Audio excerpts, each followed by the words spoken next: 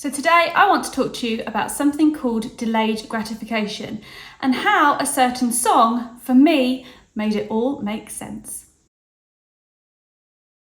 So I was at work and one day a client said to me, "Oh, I bet it's just a nightmare having to massage all day, especially in this heat."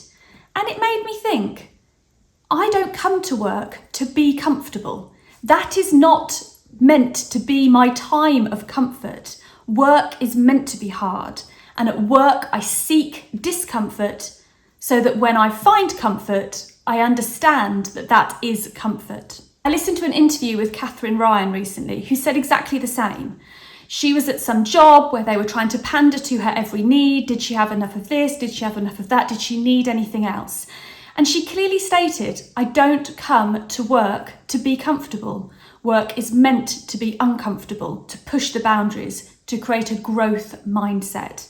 The definition of delayed gratification is the act of resisting an impulse to take an immediate available reward in the hope of obtaining a more valued reward in the future. So what did this mean for me? Well, when I was much younger, it meant absolutely nothing. My life was all about seeking comfort, wanting the good stuff, wanting to act on impulse, and making sure that at every whim and every impulse was catered to in that moment. I wanted a chocolate bar, I had it. At no point did I question whether wanting it at that time was a question at all. That was just how it was going to happen. So I see my early years as seeking comfort. And in our Western world, comfort is there for the taking. I needed to understand that although this might be something that I desire right now, it's not something that I need right now. Do I want the cheaper version of that scenario, or do I want to be more satisfied because I've waited? So how did this change? I guess thinking back, it probably links to when exercise became a big part of my life. Now, exercise for me was in no way seeking comfort. It was doing the exact opposite, seeking discomfort. But the feeling after having sought that discomfort was a really great feeling.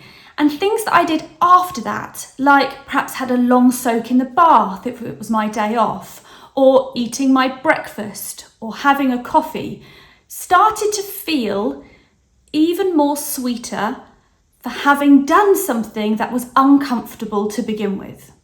And so subconsciously, I started to use this practice throughout my everyday. I wouldn't allow myself to do something for me until I had done something. I didn't know that the definition of that was delayed gratification. I'd never heard of that definition. I'd never even heard about seeking comfort or seeking discomfort. I just knew that when I felt like I had done something, I felt like I could have something or be something. And this just generally filtered through my everyday. Doing my work, marking my students' homework, doing jobs around the salon.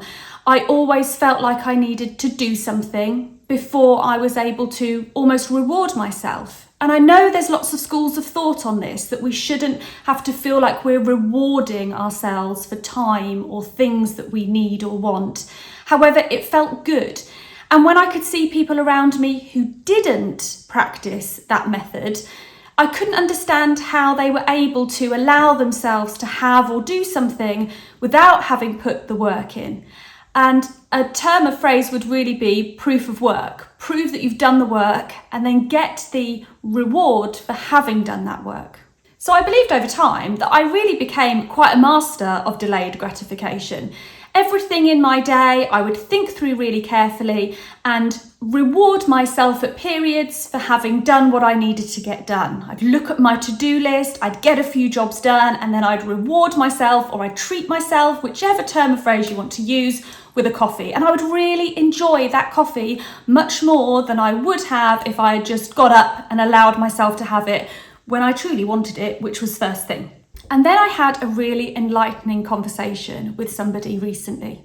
They had been through a tough time a few years ago, and in seeking to recover from that tough period of time in their lives, they had had a conversation with somebody who had talked to them about the do-be method. So this method is doing something and then being. That doing might be my early morning run, but it could also be just getting out of bed, or putting a load of washing on, or walking to work, or biking to work, or ticking something off your to-do list. Doing and then being. Doing something then for yourself, being quiet in that moment, having something to eat, reading a book, meditating, doing some yoga, some breathing exercise, but something for you to just be. And this person that I was speaking to had this conversation and then was walking away from that conversation just thinking about, do, be, do, be, do, be, do, be, do, be, do. And how this song came from it. And it's something that we perhaps hum or think about in our minds quite often, but it actually has so much more meaning to it than we think. It's so true in life that we need to do and we need to be. And the do can be to any extent that we need it to be. On that day, if just having a shower is your do, have that shower and then be. And then perhaps you'll feel like you're able to do again and pick something else on that list of things to do for that day and then be.